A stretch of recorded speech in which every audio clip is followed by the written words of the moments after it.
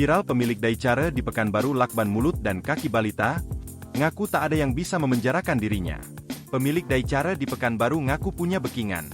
Pelaku tega melakban mulut dan kaki balita agar tak bab. Kasus penganiayaan di daycare Pekanbaru saat ini menjadi sorotan publik.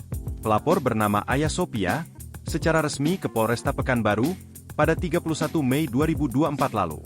Akan tetapi, belum ada tindakan tegas terhadap daycare tersebut. Hingga akhirnya, ia memviralkan kasus tersebut di media sosial. Ia tidak ingin kasus yang menimpa anaknya juga terjadi pada anak-anak lainnya yang menitipkan anak di daycare tersebut.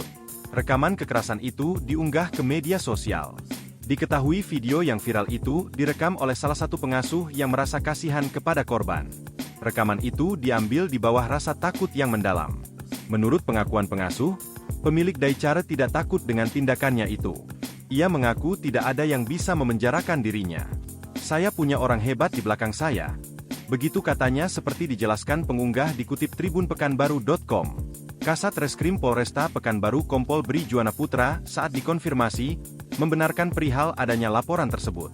Laporan sudah diterima dan saat ini ditangani unit PPA Satreskrim. Lanjut dia, pasca menerima laporan, pihaknya langsung melakukan penyelidikan dengan mengumpulkan sejumlah alat bukti.